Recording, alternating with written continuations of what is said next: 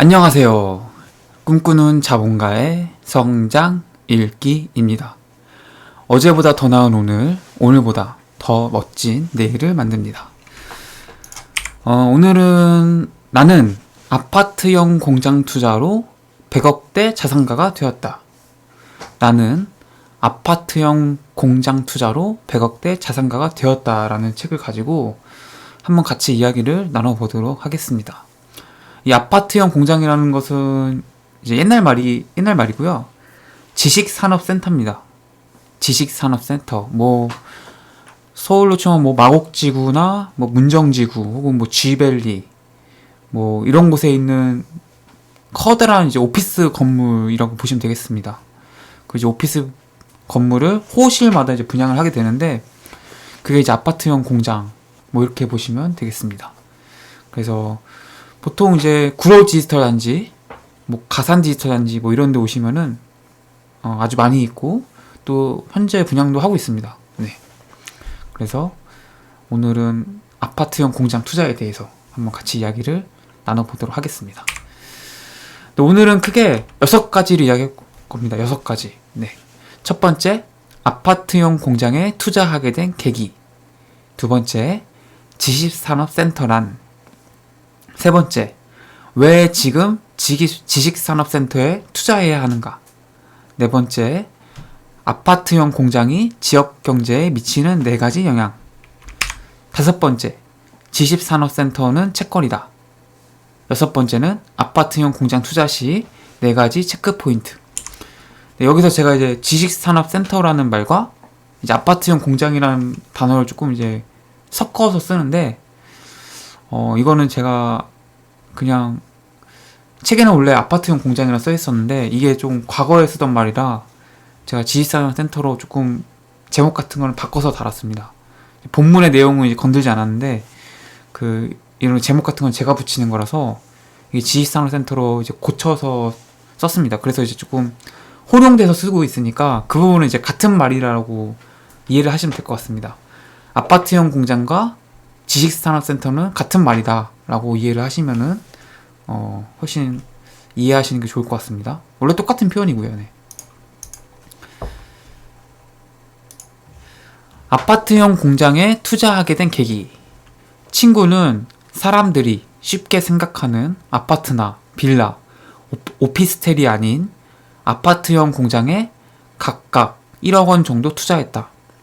한 곳에서 150만 원, 다른 곳에서 160만 원의 임대료를 받으며 다시 투자를 반복하는 방법으로 3억 원 정도의 금액을 투자해 월 500만 원의 현금 흐름을 만들었다는 것이다. 게다가 아파트형 공장은 대출 한도가 높은 편이라서 대출, 레버리지를 이용하기 좋다고 했다. 투자 수익률 또한 다른 부동산 물건에 비해 높은 편이라서 원하는 경우에는 원금 회수도 매우 빠르다고 덧붙였다. 나는 친구야, 그거 엄청 위험한 거야. 한 3개월만 공실 생기면 금방 무너져. 앞으로 부동산 가격은 하락할 거야. 그리고 금리 올라가면 끝장이야. 그렇게 투자하면 안 돼. 너무 위험해. 라고 진심 어린 걱정의 말을 건넸다. 그러나 시간이 얼마 지나지 않아 친구에게 했던 조언은 모두 틀렸다는 사실을 스스로 깨닫게 되었다. 경험하지 않은 자의 편에 서서 남들과 똑같이 경험하지 않은 이야기를 친구에게 건넸던 것이다. 제일 책의 첫 부분에 이 책의 저자가 이제 아파트형 공장에 투자하게 된 계기가 나옵니다. 여기서 이제 처음에 친구가 이제 이 저자한테 이야기를 해줍니다. 야, 나 아파트형 공장에 투자했어. 월세가 얼마씩 나와? 여기서 이제 현금 흐름이 500만원. 그 월세가 500만원씩 나와. 라고 자랑을 한 거죠. 이야기를 했죠. 근데 이 책의 저자는 이제, 야, 그거, 너, 안 그래도 부동산 위기 이런 거 온다는데, 너 어떡할 거야? 그건 너 한 3개월 공신하면 너 그렇게 대출 많이 받아서 무너질 거야. 이제 이렇게 이야기를 한 거죠. 대부분의 반응이죠, 사실은. 저도 주변에 부동산 투자를 친인척들한테 이야기하면은 보통 이런 반응입니다. 네. 그래서 뭐 보통 이제 어디다 투자하라고 하면은 뭐 보통 사람들이 보이는 반응이죠. 그런데 이제 이 친구가 이제 굉장히 빠른 시간에 제2의 월급 이런 걸 이제 만들었다는 거에 자극을 받아서 내가 잘못 생각했구나, 투자를 했어야 되는구나 라는 걸 깨닫고 이제 이 책의 저자가 이제 본격적으로 아파트형 공장에 투자를 시작하게 됩니다. 그래서 여기서 중요하게 제가 생각하는 부분은 경험하지 않은 자의 편에 서서 남들과 똑같이 경험하지 않은 이야기를 친구에게 건넸던 것이다, 이거죠. 그러니까 본인이 이제 직접 하지 않은 부분들을 마치 본인의 이제 편견에 갇혀서 이야기를 한 거죠. 저는 사실 근데 이게 뭐 너무나 당연하다고 생각을 해서 그렇게 나쁘게만은 보지 않는데, 그래도 좀 편견을 깼으면 좋겠다는 생각에서, 그러니까 남들이 뭔가를 이야기해주면은 그거에 대해서 너무 경계하거나 의심만 하지는 마시고 한 번쯤 이제 알아봤으면 좋겠다. 그 친구도 이제 생각을 해서 얘기를 해주는 거거든요. 자기가 돈 벌었으니까 이렇게 하니까 돈 벌준대? 라고 이제 생각을 해서 말을 해주는 거니까 무조건 뭐 부정하지 마시고, 어찌 뭐 그거 긍정한다고 해서 당장 투자해야 되는 거 아니니까 무조건 부정하지 마시고 한 번쯤 이런 것도 돈이 되네? 한번 알아봐야겠다. 뭐 이 정도만 하셔도 전 괜찮다고 생각을 합니다. 네, 그렇고요. 지식산업센터 구 아파트형 공장, 동일 건축물의 제조업, 지식산업 및 정보통신산업을 영위하는 자와 지원시설이 복합적으로 입주할 수 있는 3층 이상 집합 건축물로서 6개월 이상의 공장이 입주할 수 있는 건축물. 네, 그러니까 이거는 그 법령에 써있는 정의입니다. 거기에 이제 지식산업센터란 뭐라고 이제 법에 규정이 되어 있냐면은 동일 건축물에, 그러니까 하나의 건축물이죠, 제조업, 지식산업 및 정보통신 산업을 영위하는 자와 지원시설이 복합적으로 입주할 수 있는 3층 이상의 집합 건축물. 그러니까 한 건물에 제조업 사업장과 지식산업 또 정보통신 산업을 영위하는 이런 이제 오피스들이 같이 입주가 돼 있는 거예요. 거기다가 이제 이런 산업의 오피스들을 지원할 수 있는 지원시설, 그러니까 총 3종류의 이제 그 공간이 있는 거죠, 일종의. 이런 오피스들이 들어서 있는 3층 이상의 집합 건축물이 6개 이상 공장이 입주할 수 있는 건축물이다 라고 이제 법령에는 정의가 되어 있다는 이야기고, 제가 지식산업센터가 뭔지 사진으로 한번 보여드릴게요. 네, 사진을 보시면은 이거 아마 이렇게 느끼실 거예요. 네. 이거, 네. 그래서 지식산업센터 보시면은 이겁니다. 이거 뭐 별로 어렵지 않습니다. 제가 좀 광고가 될 수 있으니까. 네. 네, 약간 이런 거죠. 네, 이런 모습이에요. 되게 좀 세련된 빌딩이죠. 근데 제가 이제 좀 더 현실적으로 지도에서 보여드릴게요. 지벨리. 지벨리가 좀 대표적인데, 이런 건축물이에요. 이런 건축물. 네, 이런 건축물. 네, 이렇게 네모나게 생긴 건축물이요. 이게 다 이제 여기에 회사들이 들어가 있는 거고, 여기에 들어가 있는 회사의 업종들이 이제 그 아까 말했듯이 뭐 제조업, 지식산업 및 정보통신 산업을 영위하는 회사들이 이제 여기에 다 입주가 되어 있는 거죠. 이게 이 건물 안에 오피스 공간들이 뭐 101호, 102호, 201호, 301호 이렇게 오피스텔처럼 쭉 들어서 있고, 일반 투자자들은 이제 뭐 101호, 102호 이런 식으로 계약을 하는 거예요. 오피스텔처럼. 구분 건물이라고 보시면 되죠. 그래서 이거를 사서 기업한테 이제 임대를 놓는 겁니다. 이렇게 되어 있습니다. 네.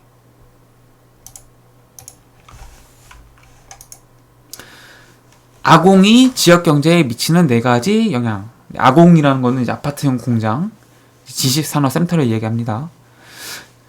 첫 번째, 지역 기업의 경쟁력 강화.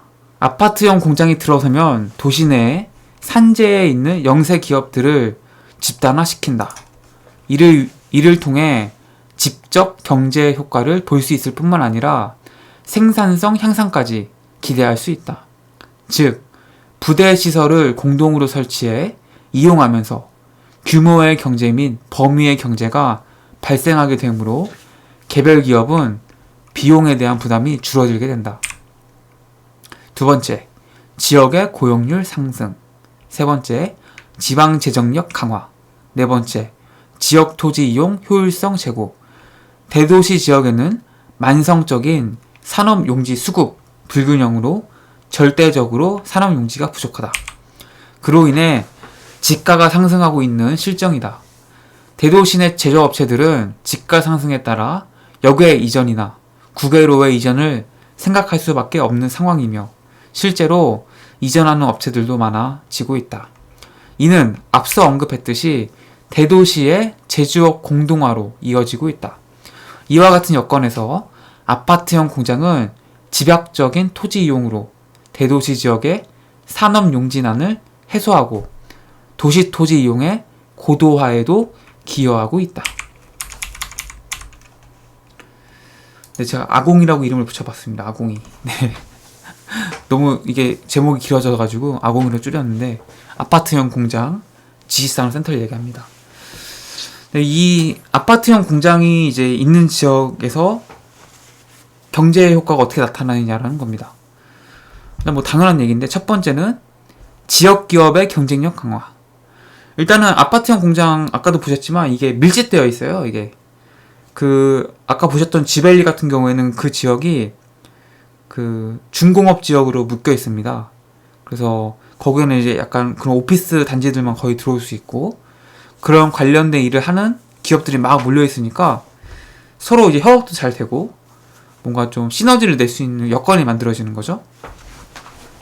그래서 이런 식으로 이제 그 기업들의 경쟁력이 이제 강화되는 효과가 이제 생기고요. 두 번째는 당연히 이제 지역의 고용률이 상승되겠죠.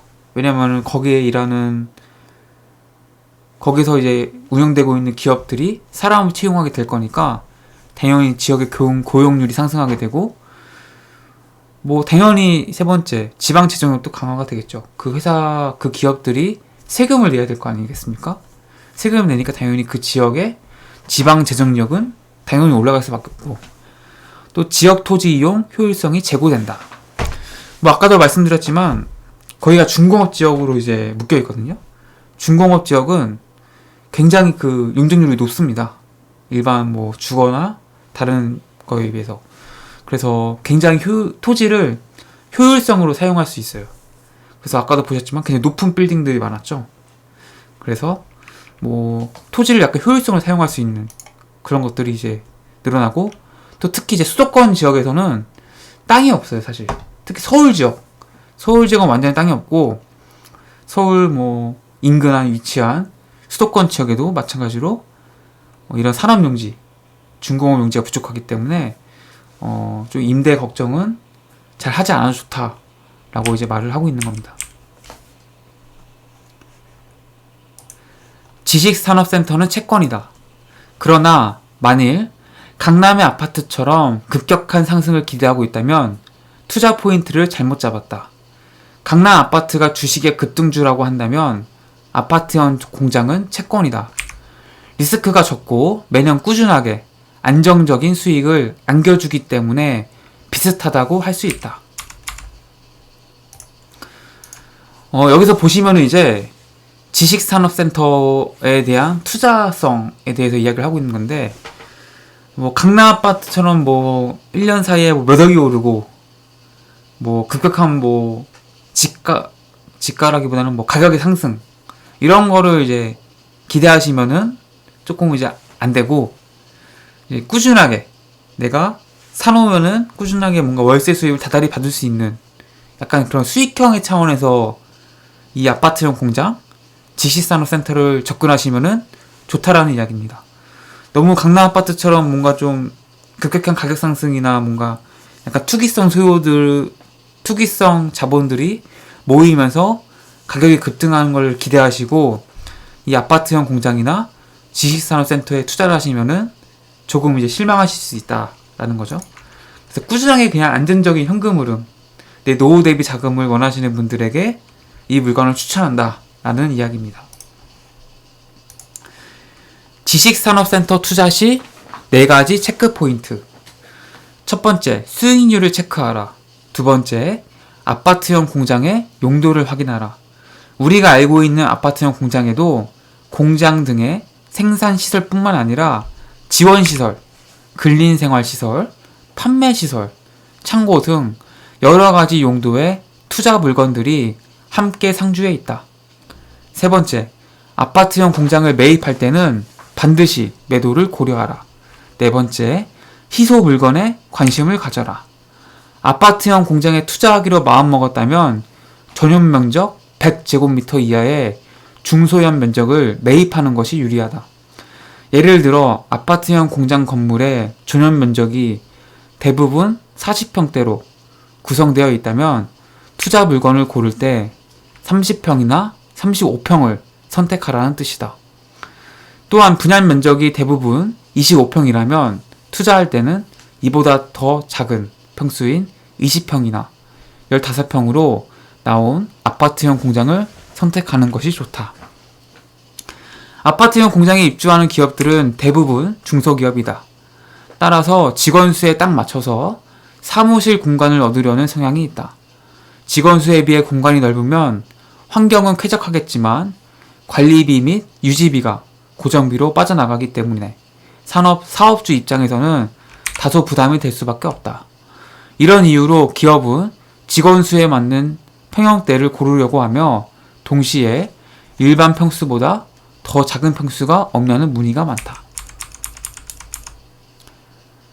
그럼 이제 지식산업센터에 투자할 때 대체 뭘 봐야 되냐라는 거죠. 첫 번째는 수익률. 이거는 아까 말씀드렸듯이 이제 뭐 강남의 아파트처럼 그 매매가의 뭐 급격한 상승 이런 거는 뭐 기대하기보다는 다단한 월세 수입을 목적으로 하는 약간 수익형 부동산이기 때문에 수익률 체크가 중요합니다.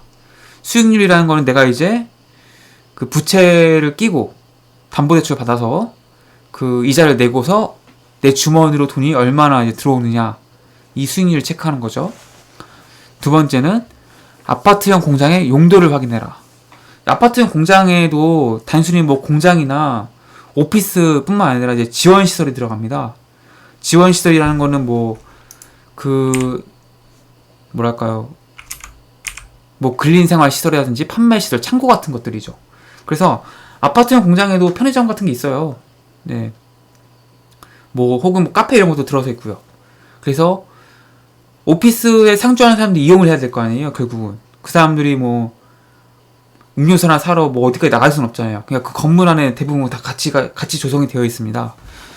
그래서 그런 이제 시설도 있으니까 그럼 그런 시설에 투자하는 것이 좋다. 단순히 내가 기업에만 임대하는 게 아니라 거기에 들어있는 상가 건물이나 뭐 근린생활 시설 같은 곳에도 알아봐라 라는 거죠. 판매시설 이런 것도.